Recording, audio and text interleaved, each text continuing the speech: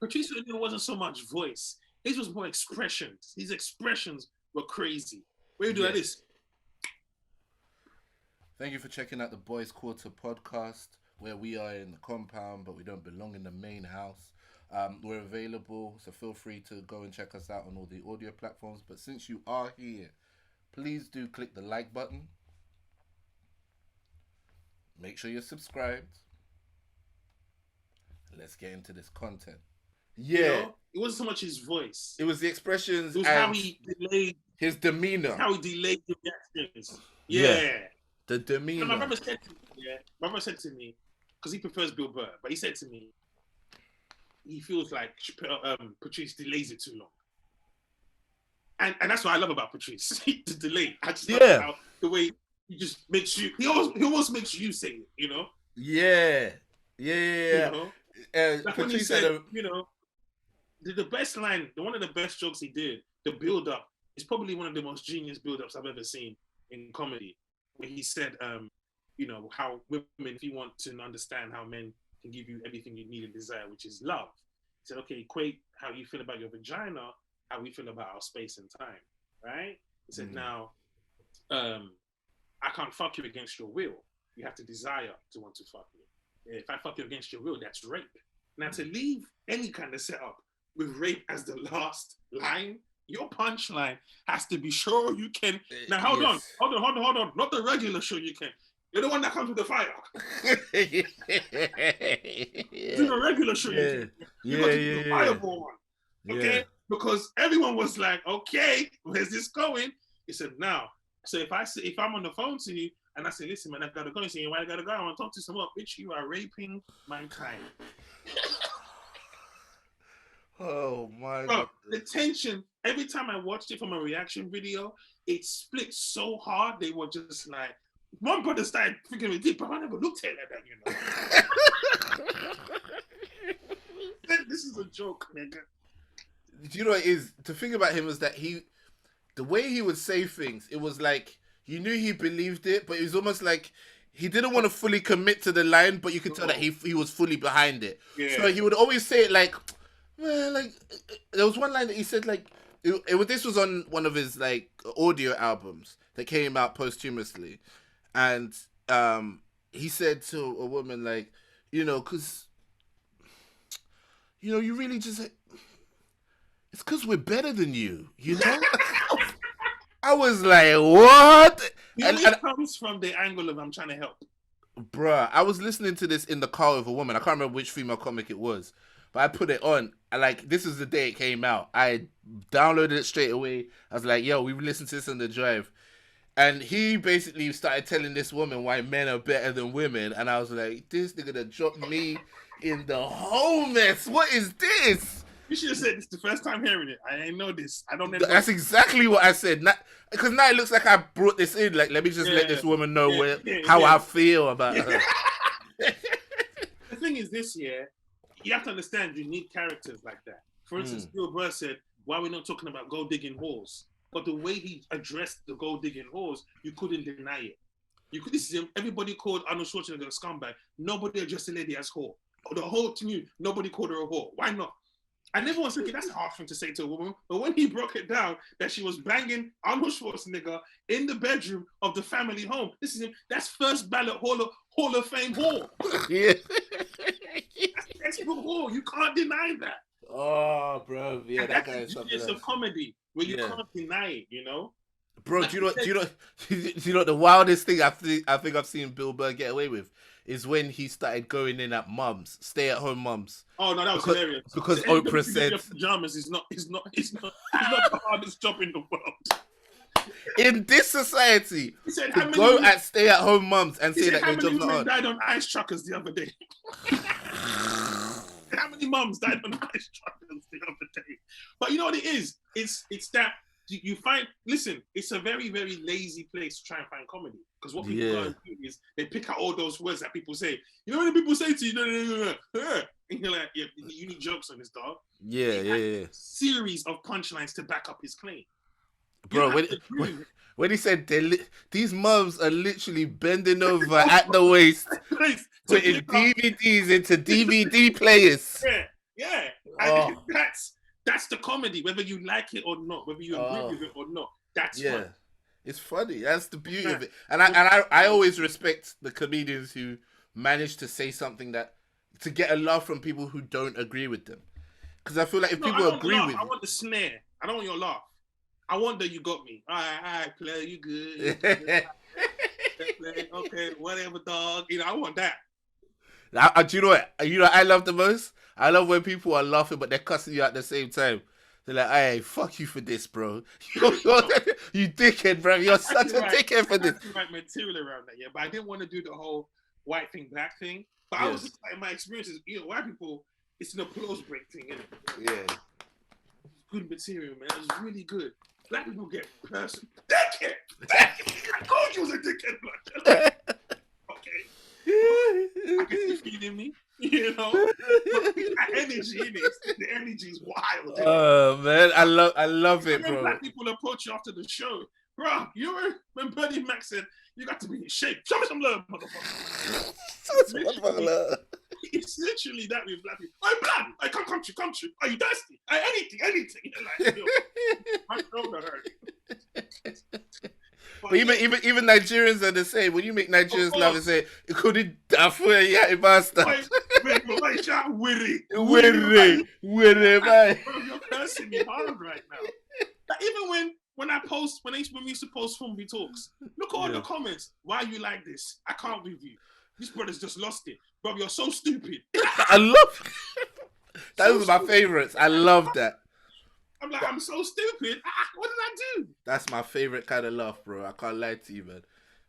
But yeah, I enjoyed that more than you're so clever. Oh my goodness, this is so funny. You're so talented. I like you're a dickhead. You know what I was breaking down the other day? Clever is not funny. Clever is clever. A lot of people think that, you know, I say something clever, it's going to generate a laugh. It's going to generate But when you have to say something, you have to say something funny. Yeah, and that's what makes... That's the mistake I used to make with clever funny. Yes. I used to have clever funny jokes, and I used to have clever lines. And so if the joke got a laugh, I was like, yeah, I've got a good style. If it didn't get a laugh, I'd be like, well, you guys didn't get it because it was too clever. But it's not the truth. Right, it's not that they didn't get it. They did get it. They just got it. Yeah, but it just wasn't... It wasn't funny. Yes. It's still within the realm of clever, but it was outside the Venn diagram of where funny meets clever. Right. And that I had to learn as well. I had to learn a premise is a premise. You still need funny. Yeah. And to be honest, it's an interesting premise. Anyone, and this is very presumptuous, by the way. I'm not naive enough to think that this is definitely the case. But if anyone is watching us, let's say you're a younger comic or you're a new comic, you're watching us, you're saying, I like Fumbi, I like Ola, I like their styles or whatever it is, and I want to do it. Please understand, right, that if you are trying it and it's not working or people aren't laughing, there will be a tendency for you to go, oh, they didn't get it or blah, blah, blah. And you might say, for example, look at so-and-so did a joke about this same topic and they laughed at it then, blah, blah, blah. Please understand, I got it wrong a lot. And I got it wrong in some very, very high stakes places where like there was real consequences for this. So if I've got to the point where I can humble myself now and say that some of that stuff wasn't funny, it was just clever, or some of that stuff wasn't funny, it was just like a good point or whatever it is, please understand that you have to go on that full journey, man. You have to figure it out, like how to consistently be funny whilst being whatever else it is you want to be, whether it's clever or woke or whatever it is. Don't let the funny slip, man. Too many people let the funny slip. That's what I tell people. When this girl who did the comedy show, she did the Kojo show, she died really hard. And she kept on trying to say it's because of the black audience, because this works with a white audience. And I just think, first of all, I've been at these same shows that you're talking about. These motherfuckers, they're just laughing out of God knows. But my point is, I said to her, it's just an audience.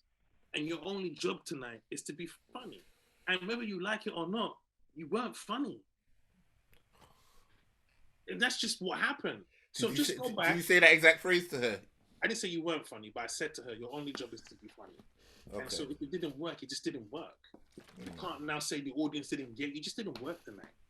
I've had shows where I've used my material and the audience weren't feeling it because the person who just left before me said, I like black women. And I didn't do that. I didn't do a dance. You know, the DJ asked me, what song do you want to come back to? I said, you got Jay Quan, everybody getting tipsy. He said, huh? He said, nigga, it's 2018. Are you sure you don't want to move Biggie out and Jay Quan to that top 5? Did you got Karis one? Boom, boom, that's sent to the police. You ain't got that? Okay. So, it wasn't first, and here's the thing: I can assess the material from a comic standpoint, and not even try and. It's not that her material wasn't funny. She panicked and she started speeding, and she didn't endear herself to the audience. Mm. Do you see what I'm saying? Then you don't endear yourself to the audience, and then you go and do pedophile jokes. Black people are pedophile and daddy jokes. Black people don't do, they just don't vibe to that kind of daddy touched me. They don't vibe to those jokes. They take those things seriously. Well, then you're kind of proving her point then that it was because it was a like audience. I said, she didn't endear herself to them, and then she even went there. You have to endear yourself to a black audience before you can start talking about. I did a joke about my brother saying, people say my brother's amazing when they hear him sing. Oh, I just love your brother. He's such a great guy. I'm like, you don't even know who he is. Touch his kids. I don't open with that. I build up to it. So they can trust me to say something like that. They didn't trust her to say anything. 100%. You gonna bring out pedo jokes? But what I'm saying is that you are correct and she's correct. It's more the fact that she doesn't know how to play this kind of room. But the room is different. It is a different room. There's no doubt about it. The room she was doing previously, you could open with that stuff. You could come out and say, my dad was touching me before I came on stage. And she was blaming the room. What she didn't understand was it was your privilege of playing rooms that just catered to you. Like he said, like Chris Rock said, we have to learn how to swing the bat with both hands. Mm. Do you know what I mean? So here was your learning experience. It wasn't the audience's fault. It was your fault. Mm. Just assume that you could walk up in this room and do the same stuff you were doing in the other rooms. Yeah, I feel you. You know what I'm saying? And so that's where you become a skilled comic, because your material has to be structured in a way where it rises above a room. It rises above what audience you're playing in. I don't think there's an audience in this country that I can't play. Yeah. I don't play them all. Fair play. You know, I've been to Cambridge with posh white people. I've been to, pubs with, East End gangsters and all that, and, Billericay. I've done it all. And I tailor myself to make sure I don't do the cultural jokes in front of those people because they're not going to get it, no matter how well I structure them. You know? I feel you, man. So it's a lesson for you. And she doesn't have to worry about it, because how often she's going to play Kojo's Comedy Funhouse? Not very often. But when you do play that room, don't come off saying, oh, it's the room, blah, blah, blah, blah, blah. No, it's you, fam. You're just not a great comic. Yeah. I mean, this is some of the shortcomings that are hard to take on, but they're necessary for you, for your growth. And I think, playing the black rooms that I played on the way up definitely changed how I played the mainstream rooms. Yeah. For the better. Yeah. And how I played the mainstream rooms didn't always give me the exact parity back in the black rooms. And so there were many points where I was frustrated because I was like, look, like what I'm learning in terms of performance over here is making me a better comic over there. But what I'm learning over there in terms of maybe writing or opening up my mind to a wider range of topics isn't paying off over here. But I tell you one thing, when I started to get it closer and closer to write, because I've still got a long way to go, when I started getting closer and closer to write, those laughs felt like the best laughs in the world. When I would get in front of a room and, it doesn't matter who's in there, but I've got my style and I've got my material and I'm sure of it and I'll deliver it and they're loving it. Oh my goodness. You go into a jungler's room, kill it with that. You go into the store and kill it with that. You go into Kojo's or whatever and kill it with that. It's the best feeling, man. Oh. I think the bag of tricks though, right? Like I just know how to, once I'm in front of, like when I did Wahala, for instance, my experience as a comic on the mainstream definitely helped in terms of my performance. And so when I was able to do the jokes that I had when I was on the black circuit, for instance, that maybe weren't polished. I've tightened them. I can deliver them much better, and they just have a much better effect. You know, so I think it's just knowing what time it is. And you know, the funny thing, it's so funny because I was doing the material about racism in society and football, and it wasn't hitting like it would hit in the mainstream. Yeah. But then I just thought to myself, that's because it's not racism. Racism is not for black people. We already know. You ain't got to tell me twice. Yeah. You know, we rather laugh about the fact that it's plantain over plantain. True. I think one of the things that we need to realize is most of the black comedy circuits actually sprung up so that black people could feel like regular human beings. Yeah. Like they weren't solely existing as a function of white people. Yeah. So when you put together the Chitlin circuit or the black comedy circuit in the UK or whatever it is, the whole point is that I can come out on stage and say the word plantain or plantain, and already we don't have to do too much explaining of ourselves. We don't have to like do too much background knowledge. We're at home.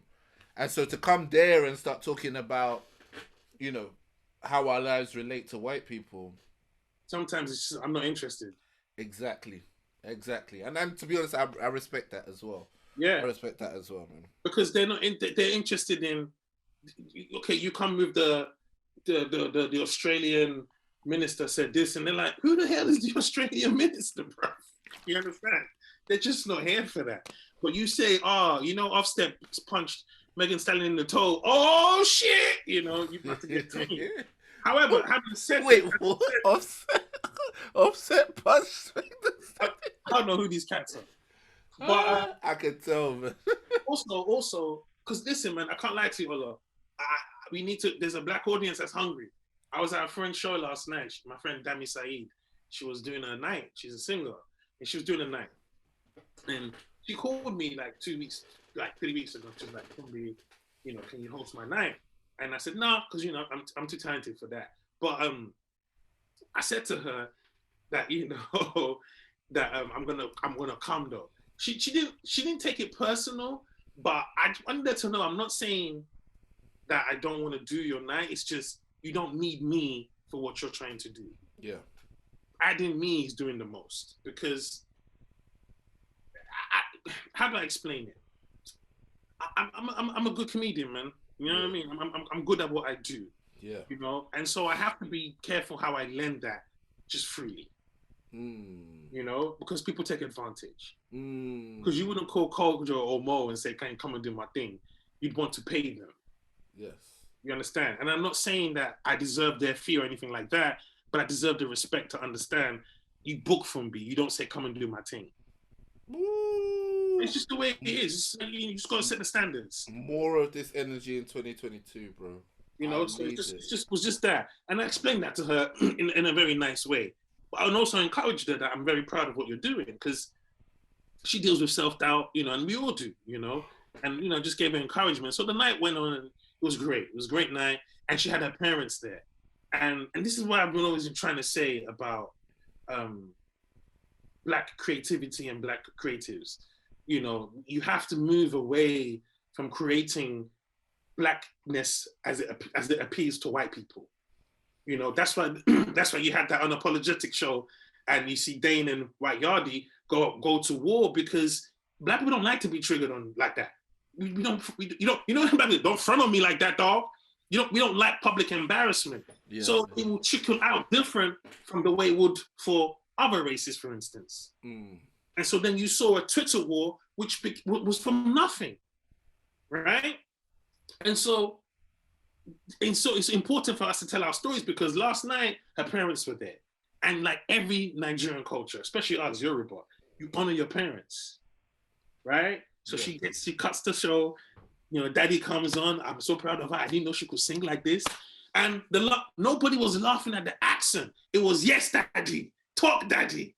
Everybody was proud to hear daddy talk. Everybody was quiet when daddy was talking. And she said to them they had to sing a song as well. So he came in with the humble, and he sang, and he said, hey. Then she gave it to the mom. And you could see where she gets her personality from. Because mommy went in. Of course. This is not a surprise to me because I knew she was wonderful. We started hyping. Go, go, go. And then mommy flexing us.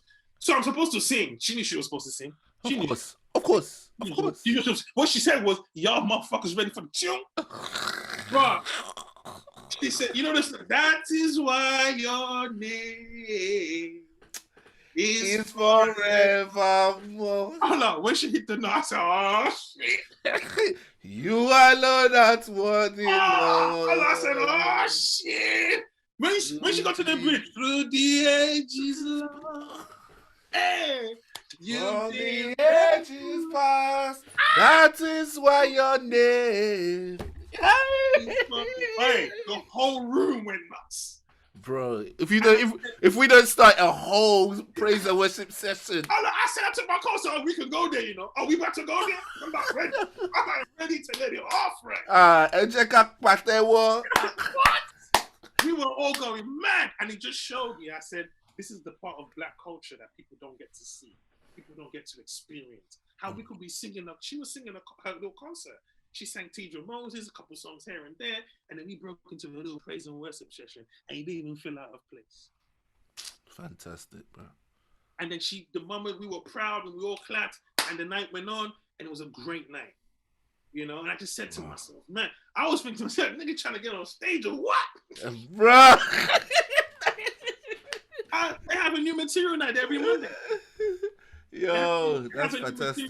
The venue is literally walking distance from my house, and they have a new material night every Monday. So I'm going to check that out. And so what I had to think was, and you know, it was a black night, and one of the rappers was on there, shout to all my beautiful black sisters in the room, just going to do something for you.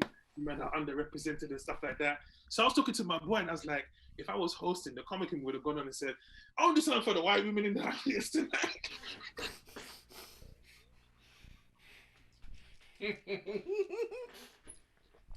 You're a problem for me. I said I'm gonna. You're a dickhead, bro. Why are you like this? Why are you like this? There was like 2 white women there, yeah. But I just knew, and he said to me, "It's like comedy, just like instinct for you." And it's not always that. It's if you're a comic in it, wherever you go, you're picking up signals in it. And the moment he said that, you know, to my black sisters, you know, you have the corner, whoa, whoa, whoa, click, click, click.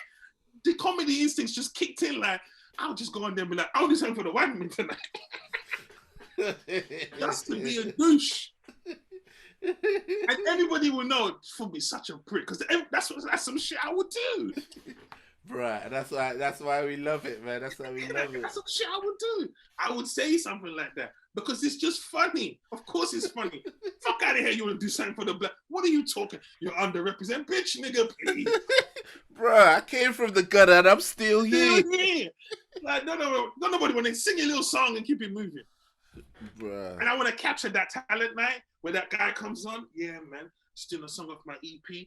You guys are rocking it. Yeah, I appreciate that, man. Yo, DJ, track 7, Cardi. You know they do track 7. Yeah, you heard it. Okay, let's go 2 more tracks. Damn, nigga, 2 more. And I envy those people, yeah, because no matter what, all you have to do is rap your song, and people will clap at the end. Whereas a comic is judged there and then by every word. Yeah, man. Bruh. Yeah, to be honest, you could just shoot that as a short sketch, bro. And with a backdrop of anything, it's just a nice black night where we have a talent night, and you know, or whatever the story I create with the characters, whatever. But just to have that backdrop, I want to do something with praise and worship though, because it's just there's something about praise and worship, especially when you mix it with Yoruba and English. It's just something in there that it just takes you to another place. Those classics, man. Classics, man. Wow. You know, like Eminare.